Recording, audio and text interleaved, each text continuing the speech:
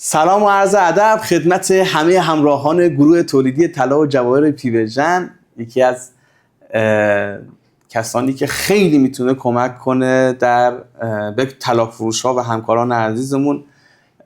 در خدمتشون هستیم. میهمان این قسمت پادکست پیوژن هستن جناب آقای رضا صبوری، خزانه‌دار محترم اتحادیه طلا جواهر نقره مشهد و مسئول پیگیری مسائل مالیاتی و امور سامانه مؤدیان در اتحادیه مشهد.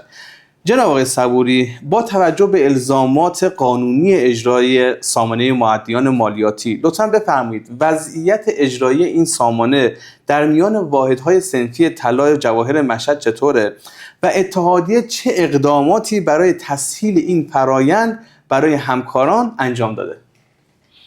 به نام خدا، عرض ادب و احترام. انشالله که سال جدید سال خیلی خوبی باشه براتون. در مورد با بحث دارایی و مالیات، اینو من به اقرار میتونم بگم که تنها صنفی هستیم که مالیاتی که پرداخت میکنیم خیلی شفاف و واضح است و هیچ کتمانی نداره و هیچ راه خروجی از پرداخت نداریم که بعضی از جاها اعلام میشه که این موضوع هست. ما شفافترین صنفی هستیم که مالیات رو پرداخت میکنیم. در خصوص سامان مؤدیان، دوستان و همکاران عزیز اینو حتما، شاید من توی تمام جاهایی که اگه کلیپی گذاشتم و یا صحبتی داشتم خواهش کردم، الان به صورت دیگه آخرین باراست که دارم به همکاران اینو اعلام میکنم، چون امسال سال 1404 هست و بحث سامانه مؤدیان 100% لازم و اجراست. ما در مورد زمستان سال 1402 رو داشتیم که خب خوشبختانه یک بخشنامه‌ای اومد، معافیت خورد.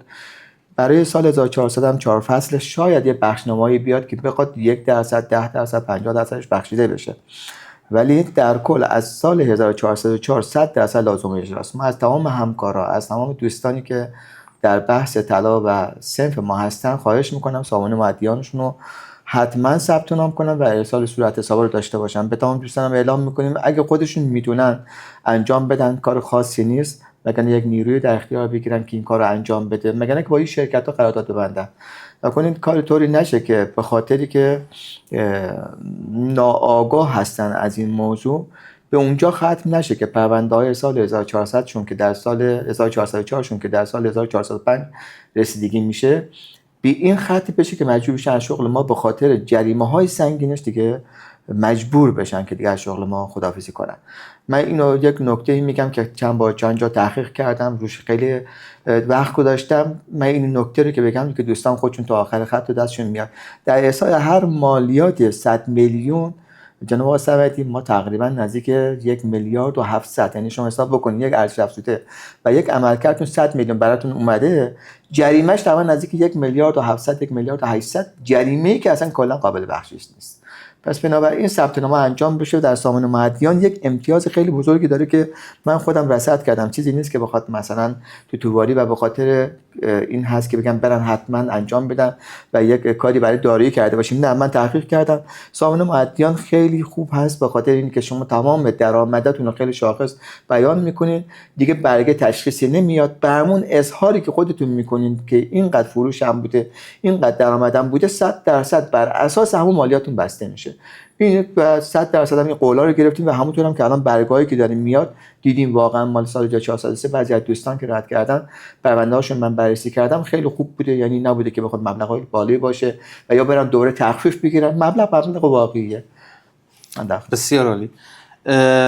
اتحادیه مشهد چه پیشنهادی به سازمان امور مالیاتی داشته یا دارد تا هم فشار مالیاتی بر واحدهای صنفی کاهش پیدا کنه و هم فرایند شفاف سازی مالیاتی به شکل اصولی پیش بره؟ آیا اصلا شما جلسات مشترک یا مذاکرات مستقیمی اتحادیه مشهد با سازمان امور مالیاتی دارایی داشته؟ بله، ما اگه بخوام میانگین بگیم هر یک ماه و نیم ما چه با خود مدیر بزرگوار مالیاتی و چه دبیر معاونای محترمشون که خیلی در تعامل خیلی خوبی هستیم، جلسات خیلی زیاد داریم. الان امروز صبح من خودم جلسه داشتم با خود آقای عبدی و آقای دهقان در خصوص مجتمع محمر بوده. تعاملاتمون خیلی خوبه و اینکه اتحادیه تا جایی که میتونه در بعضی چیزایی که شفاف هست، یعنی در تغییر ضریب‌های اینتاکد ما الان خیلی تلاش کردیم، خیلی خوب رفتیم جلو. قبلا بوده ولی بی‌توجه بوده یا دارای ایجاد چیز نشده، ولی الان از طریق شورای گفتگوها من خودم جلسات شرکت کردم، حتی تا تهران رفتیم. مشکلی و چالشی که ما توی صنفمون داریم ضریبای اینتاگودی هست که برای افراد گرفته میشه. به عنوان مثال برای یک سکه، الان برای یک همکار ما در بحث سکه، در هر یک دونه سکه امامی که آقا صمدی عزیز 101,600,000 براش الان اعلام درآمد میشه، در صورتی که کف بازار 1,600,000 نیست، در حد 200 تومن نهایتش. برای یک آبشید فروشمون که با مسقال 20 تومن 30 تومن داره الان خرید و فروش میکنه، ضریب اینتاگودش تقریبا یک چیز هولوش این چیز مسقالی 480,000 تومان براش اعلام درآمد داره میشه در یک مسقال. اینا واقعی نیست. حالا اینا رو ما رایزنی کردیم با خود اعضای هیئت مدیره محترم و جناب آقای ترزمی در رأس هستن. جلسات زیادی گذاشتیم، نامه‌نگاری‌های زیادی انجام شده و هفته پیشم یه نامه دیگه اومده که خودم دارم روش تنظیم میکنم که باید به در هیئت مدیره حتما برای هیئت مدیره مطرح کنم و نامش اگه خوب باشه و خیلی قوی باشه ان شاءالله ما بریم برای تغییر ضریبای اینتاگود، که یعنی ما 1,600,000 برای یک سکه رو بکنیم واقعا 200 تومن درآمد. لزومی نداره که وقتی همکار من 200 تومن سود داره میگیره 1,600,000 براش درآمد میشه. این میشه که خود به خود وقتی این ناترازی هستش همکارای ما مجبور بشن به جای دیگه بخوان دست بندازن چون غیر واقعیه.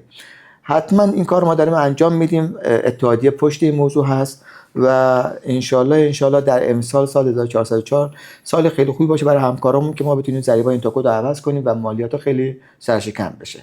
با امید خدا. بسیار عالی، سپاسگزارم از شما. در آخر نمایشگاه مشهد پیش رو دارین از 9 تا 12 اردیبهشت ماه و میدونم که خود شما هم غرفه دارین و یک کار زیبایی انجام دادن برای حمایت از جوانها. تأکید میکنم جوانها و تازه واردها به صنف. آقای رضا صبوری با برند جواهری والا اومدن اسپانسر شدن و مسابقات طراحی رو در مشهد دارن راه اندازی میکنن. یه توضیح هم در مورد این مسابقه و در مورد این کاری که انجام میدین میفرمایید؟ خواهش میکنم. من خودم عقیده خودم اینه که اصلا نسلی که ما هستیم، آقای صمدی شما نسلی که شما هستید، ما چالشی نداریم که بخوام استارت کاری داشته باشیم. یک راهی مشخص شده، اون شکستایی که می‌خواستیم خوردیم و از شکست‌ها تجربه شده برای راه جدیدمون و الحمدلله همون توی خطی هستیم که داریم فعالیت می‌کنیم. این وسط کسایی که نوپا هستن چجوری می‌خوان توی جامعه معرفی بشن؟ مهم اینه که باید اینا دستشون گرفته بشه دیگه. و من پارسال یادتون آقای صمدی که من زمینه سازی شدم که 30 نفر رو من اومدم غرفه‌هاشون رایگان در اختیارم گذاشتم.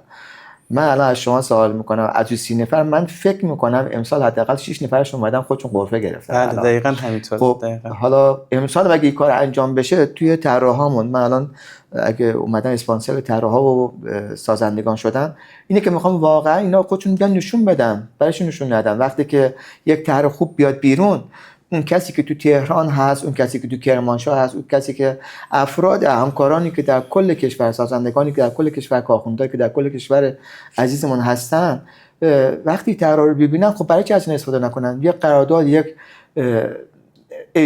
در صورت یک معامله که با افراد بکنن، اینا خودشون خود به خود اون دیوار حائلی که برای خودشون ایجاد شده که میترسن از این موضوع، اون دیوار شکسته میشه.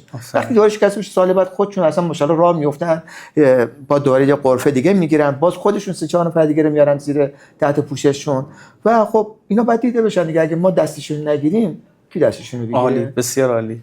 ممنون از شما که وقتتون رو در اختیار ما قرار دادید و هم دید همکارهامون رو باز کردید و همین که اسپانسر شدین که جوان‌ها راه خودشون رو پیدا کنن. یا حق. خدا نگهدار شما. سپاسگزارم. مرسی. خدا نگهدار شما.